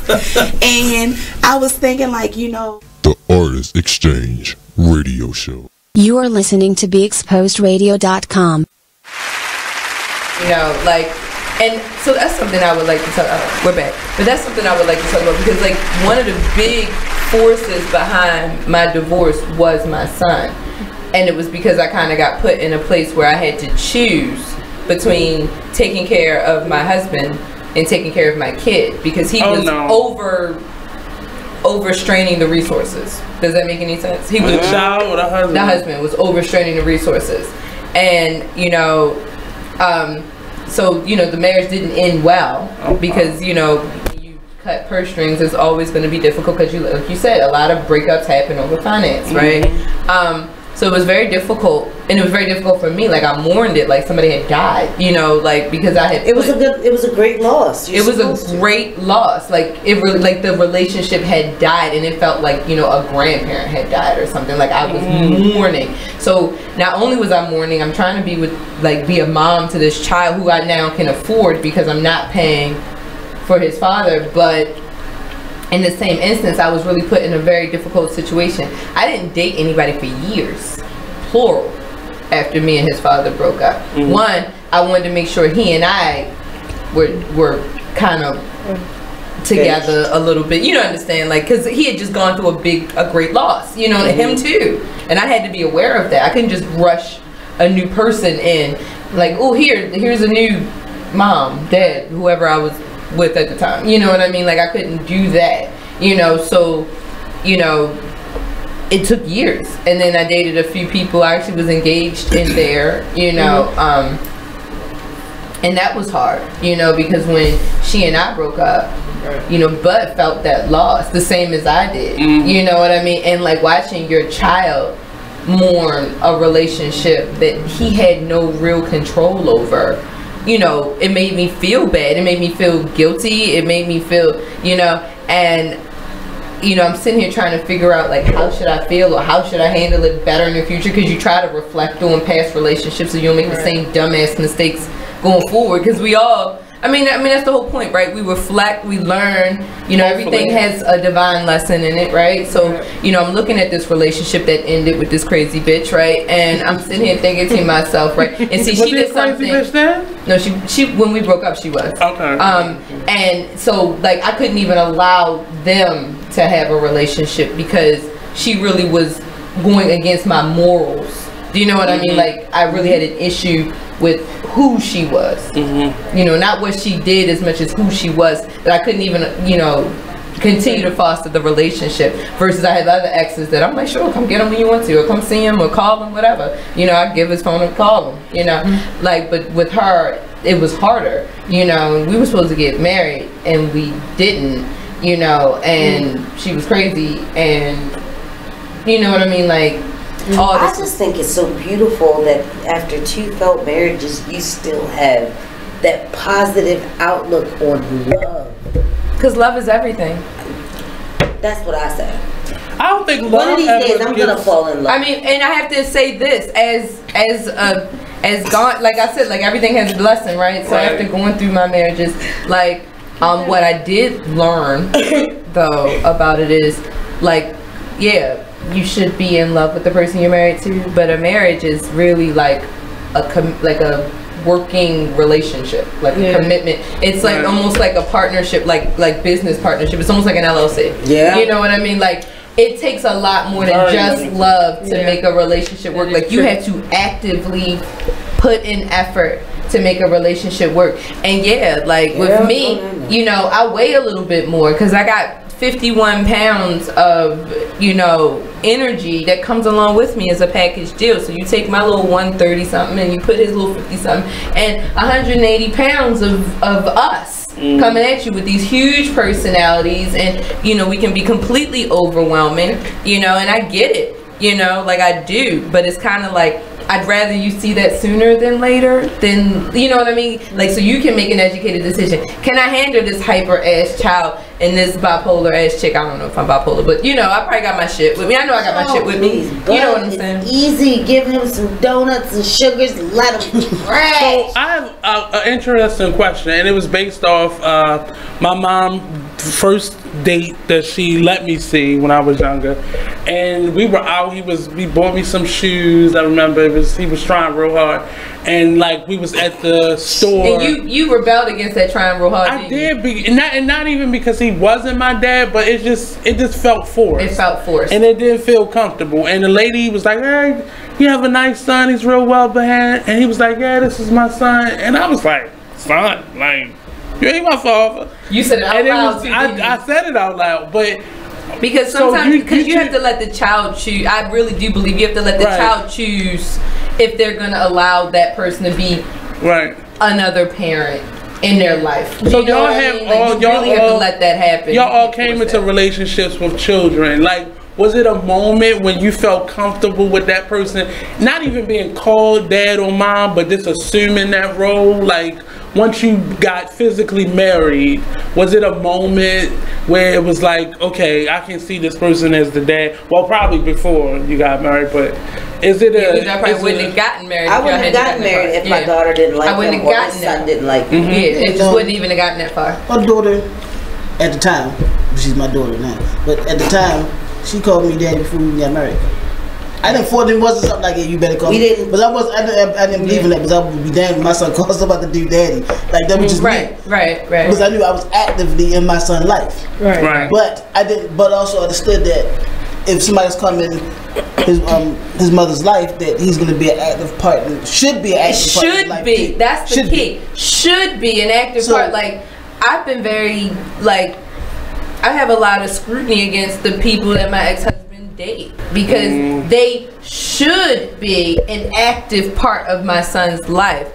You know, I'm hoping. Now, I'm not going to sit there and say, you know, this person needs to fit this criteria or anything like that. But like, and I don't even go to my ex and say, you know, who is she? I need to meet her. Da, da, da, da. When he's with you, I'm putting my trust in your love for your son, that you will do your absolute best by him. So I'm going to say to you, you make a decision, but no. Every decision you make affects our child. But he and I care about that. He probably knows. Because I had to. They don't always. I don't hit women, refuse to hit women, but I told my son mother this. If she got to a relationship with this African dude that was abusive, I said, I don't give a damn about your relationship. Because if you're gonna sit forward, that's on you. I said, but look, if something happened to my son, not only am I gonna fuck him up, I'm gonna fuck you up. Right. He made sure never touch my son. Like, dude, I've had my father step to a few of my stepfathers over the years, just to make sure that they knew that, yeah, I did have a dad, and yes, you know, he was active in my life, and I appreciate that. Like, but you know, were you calling him stepdad at the time? I never. Now, I called all my stepfathers by their first names. Now, I would say this, but that was just my thing. Right. Well, I had a nickname for my favorite one. Yeah. But the other two, I just called them by their first. Now, with him, like you said, my daughter was calling him daddy before we actually got married. Now, her father was in and out of her life and has never financially supported her. When he was not in jail, he would come and see her, pick her up. I've never hindered this man on seeing his because she deserved it more than he deserved. Right, because I wanted her to make the decision. Make her own decision. You don't want to influence your child's, like, you just don't want to influence your child's feelings towards the other parent, one way or the other. Like, be respectful, you know, to your father. Like, he called me today with some BS, and I laid his ass out. Like, I don't care what your father said, you don't get the right to talk to him that way. I'm gonna expect you to go apologize now. And I'm on FaceTime waiting for him to. I needed to see him. Like, now I'm supporting his father across town. Do you know what I mean? Because at the end of the day, we all have to be a united front. But that's good co-parenting. But with my daughter's father, because he wasn't as active, Like, his family tried to prevent me from picking up my daughter one day when he had got arrested. It was a big fallout. They didn't know you was crazy? They obviously not. I went and got one goon, and we was about to shut it down, him and I. Now, when he did come home, he dug in their bushes and told them, that's that girl. That's my child's father. That's the dad. I'm just the father. I'm the fun one. He's the dad. Oh, that fucked my head up. Every single day. Because you do have to take that into account. The person who puts the effort in, you know, you give them the props. Like, you know, anybody can be a parent. Like, but anybody can make. I don't see it about being that other parent. I always saw it as the child. That child deserved a relationship, even if the other parent didn't. Like, I've tried to foster the relationship between my son and his father. Now he's getting into his teenage years, so I'm sure shit can get a little turbulent. You know, with the male shit, right? I know it's gonna get turbulent, but with that being said, I'm still not for any shit. You know, and I want him to make up his own mind and have his own feelings. I never talk bad about his father in front of him. I never would. I don't allow other people to talk bad about his father as long as I know about it. Like, I shut that shit down. You know, as far as he's concerned, I focus on all the things I still love about his father. It's only a few, but I hyper focus on those things. You know, like, oh, your father's so funny. His father is funny. He's still funny. He gets on my fucking nerves, but he's funny as fuck. You know, so, you know, when Bud... love laughing. We did. Right. So, you know, I hyper focus on that. His father's really, really neat. You know, and he'll say to me, I can't clean my room. I was like, now you got that father up in you and you can't clean this room? And then, you know, like, I try to focus on all the positives when it comes to talking about his father or discussing his father with him. I just want to know, I don't see these type of women in everyday life. Like, where do y'all come from? Because I don't see these positive ass women in real life. I hear a bunch of ratchetness and like this. It doesn't have to be that way. You make a choice. Like, I could be that way. I could be petty as fuck. Like, this nigga did me dirty. Like, I could be petty as fuck. That's not gonna help my kid. At the end of the day, that's how I risked my whole life to bring that boy into this world. There's nothing that means more to me than that. Hey, Nate. And I will do everything I can to provide the best possible life for him. And that also includes making sure my significant other is happy in their relationship as well. Because that helps him and her. You know what I mean? Like, it would help them both. Call me petty Betty, bitch. I'm on duty. Well, I let other people be petty. I just don't have the energy for it. But for me, it always affects the child, though. Like, I don't think people realize the extent that the child goes through when they hear stuff like this, because they haven't been able to make a choice. So now I'm either regurgitating what I'm getting from this person or from outside sources, or I'm just making up stuff. Like, because I don't know. I mean, but no parent is perfect. You know, you do the best you can. You know, like, I get a lot of parenting advice from non-parents, believe it or not. And because you've been a child before, so but you've been a child, or you may have, or your parents may have done something. Now, I may or may not agree with all the advice, but especially if I feel like it's somebody who loves me, you know, then I'm going to at least take it in and try to consider it. And it may be not even parenting advice; it may be rent advice. You know what I mean? Like, advice to help me be a better person. Like, a happy woman, you know, a happy woman, a satisfied woman is a better mother. Period. You know what I mean? So you help me get comfortable, and I'm going to show you how fucking good I am at being a parent. But a depressed woman, or a woman that's been beaten down, or a woman that's taken a lot of shit off of people, you're not going to see her even be able to hardly discipline their child properly because they're not whole. They don't have it in them to do. Do you know what I mean? Like, they're getting beat up. Single mothers especially get extra beat up because there's a stigma that walks behind you. Somehow you failed as a woman because you're a single mother. You know what I mean? Like, that shit, that stigma really exists. But Nate, the reason why you don't see a lot of women like this in everyday life, because this right here is a woman who has a lot less baggage and who is not as damaged. True. A lot of the women that you run across are extremely damaged, and they have a shitload of baggage outside of the relationships. Yeah, before it even came to that. Because of the relationships. Because of relationships they've been prior to you or prior to the person they're with. These unrealistic expectations that they have on the new relationship based off of what they didn't gone through or didn't get in other what their needs are. Exactly. Like, bitch, you shopping at Rainbow, how the fuck you want red bottoms? I don't understand. Because I always wanted red bottoms. Well, guess what? You need to then when you're in a position to buy yourself some red bottoms, don't expect me to buy them. And I wouldn't want. And you know what's so crazy? I wouldn't want anyone to buy me something that I couldn't buy myself. Well, I ain't you know on what I mean? that Not shit. in like a long shit. I ain't with none of that. Right. Yes, bitch. If you can afford to buy me some Balenciagas, please go ahead. You can buy me red bottoms, please. I mean, go ahead. If You but can see, get me. I would rather you help me get myself into a position where I can take care of myself or do things for myself. Now, if you want to buy me a gift, 2 you know what I minutes. mean? Because you know what I like.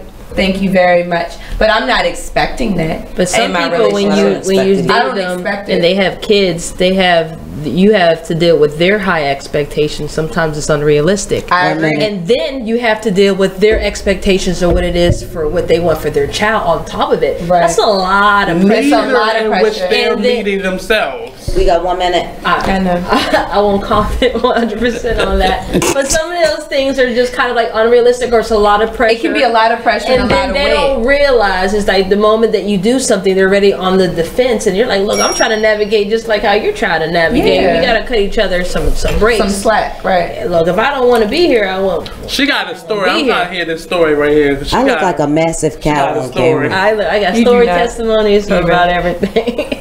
Well, we're gonna hear that story when we come back. We're going on a break. Pay these bills. We'll be right Take back. it away, Salacious Mom. Live. I know. She likes that part.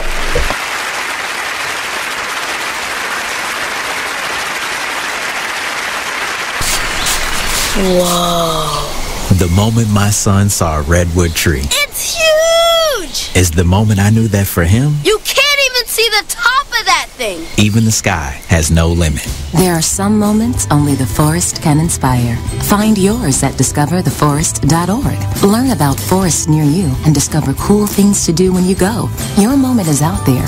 Find it at discovertheforest.org. Brought to you by the U.S. Forest Service and the Ad Council. Thank you very much. Because they had nothing else to do.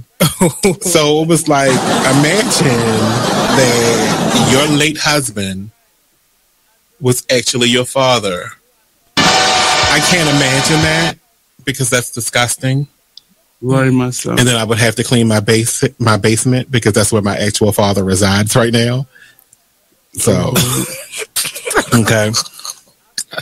The 60-year-old woman learned the truth about her husband, Percy, 6 years after he passed away. Not Percy, though. Percy doesn't sound like that name.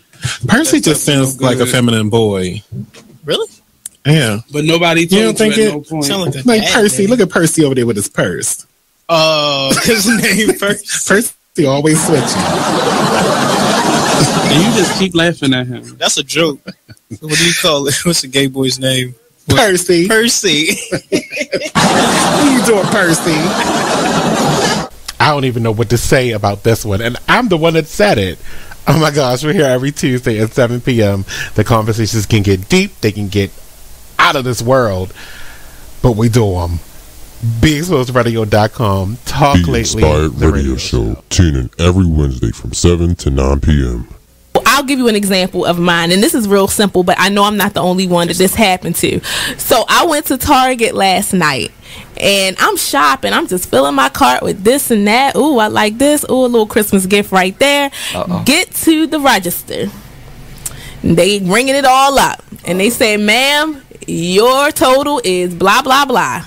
I open my wallet. I go in my wallet, and my debit card is not in there. I was caught slipping, y'all. I was caught slipping. Oh, my wonderful merchandise. I had to leave there at the store because I was caught slipping. I didn't have my card. Now, I know I'm not the only one that has happened to. For sure. Alright, so before I walk into places I check, I'd be like, hold on, before I go in and touch anything, let me just I know. I probably will do that now. I probably, hopefully. You are listening to BeExposedRadio.com. Like in there. Right. But this Haitian dude walked up to me, grabbed me. We're back. Oh, well, let me finish the story. Like, right, like on my shoulder, like by my shirt, and was like, "You are mine now." And I was like, "The fuck I am." Check please. Gotta go. And I was winning that game too, and I'm not even like good at pool. Anyway, we're back. You were telling us a story. I was. You're supposed to.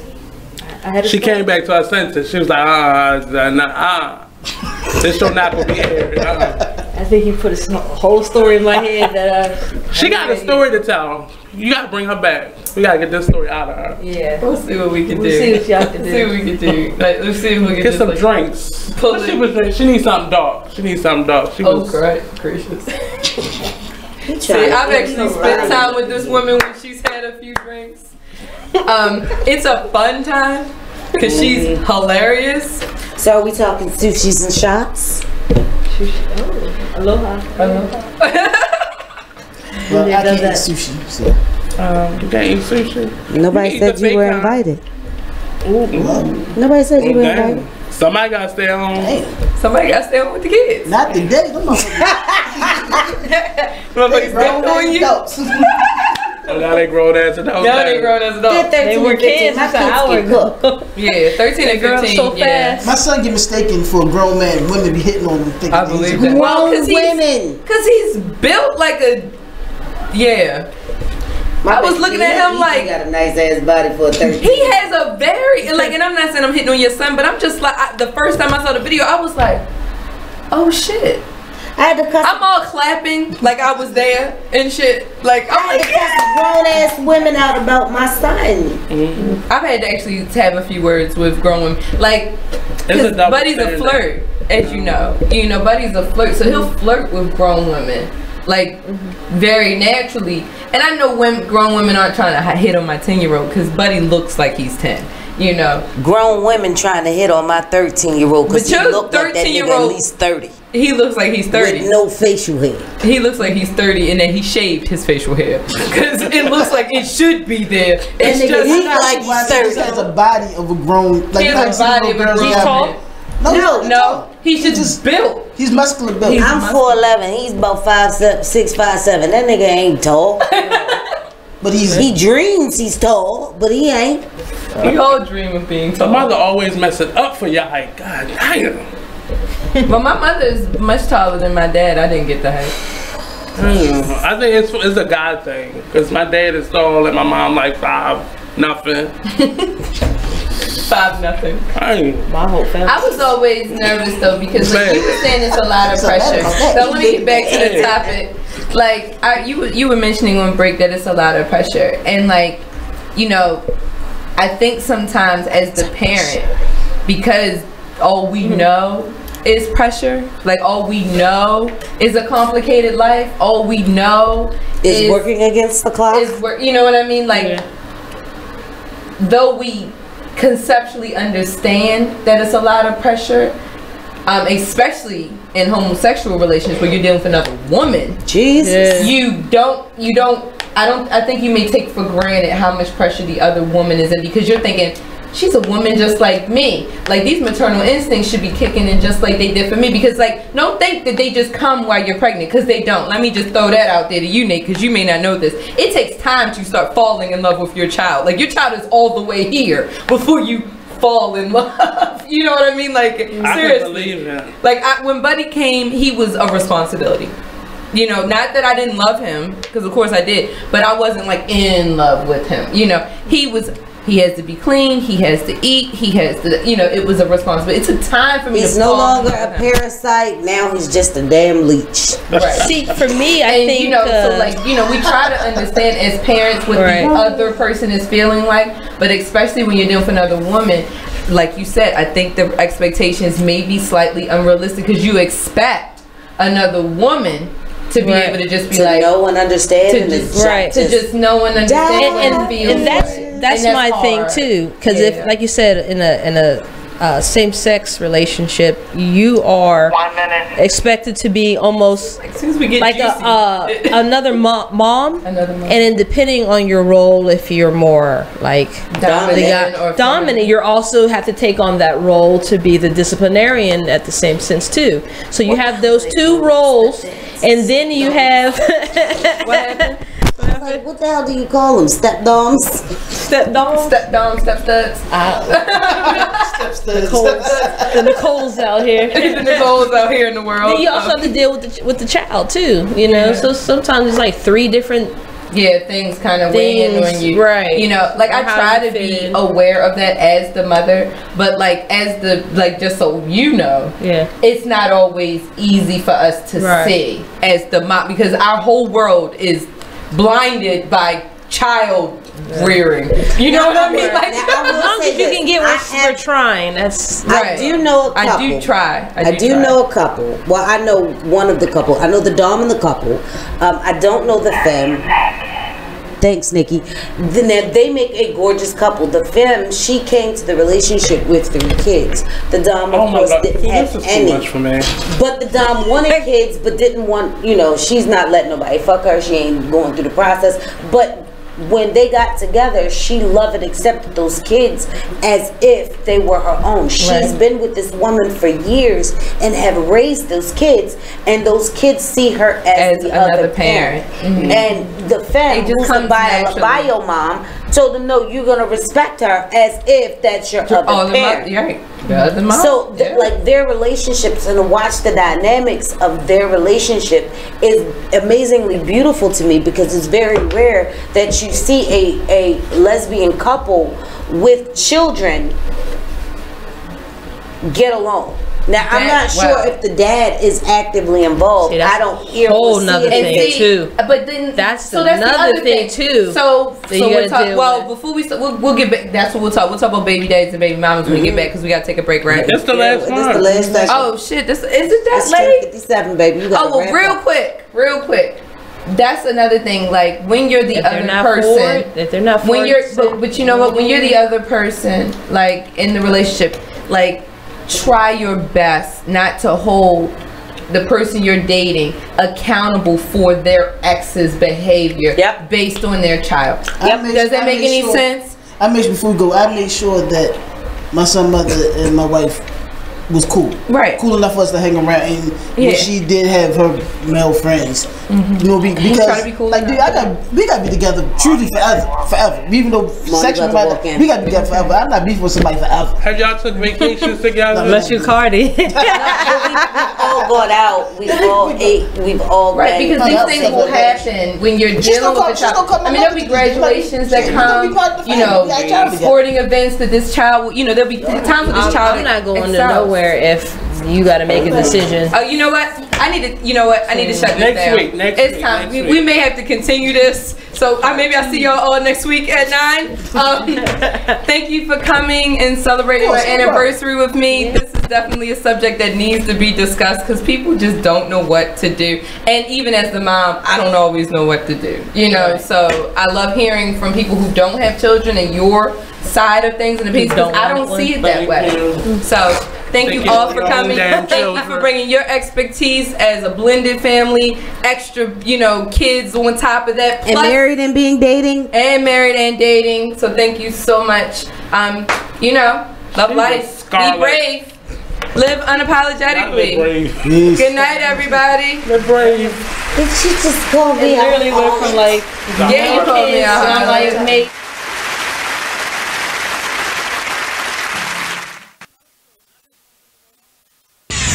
We're rewarding you for something you already do, listening to us. It's radio loyalty, and it's an easy way for you to get free stuff. All you do is sign up. Go ahead and click the banner now. You'll earn points as you listen. Points you can trade in for